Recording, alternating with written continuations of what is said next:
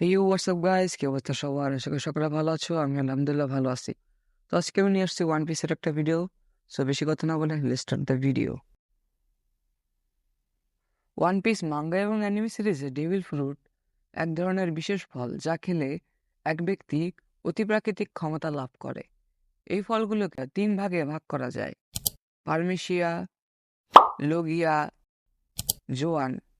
পারমেশিয়া এই ধরনের devil fruit খেলে ব্যবহারকারী অস্বাভাবিক শারীরিক ক্ষমতা পায়, যেমন শরীর রবারের মতো প্রসারণ করা অথবা দেহের অংশ পরিবর্তন করা।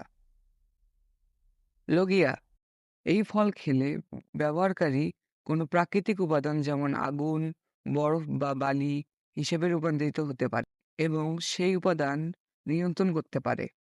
জোয়ান এই ধরনের ফল খেলে ব্যবহারকারী একটি নির্দিষ্ট প্রাণীর রূপ নিতে পারে এবং সেই প্রাণীর ক্ষমতাগুলো পেতে পারে।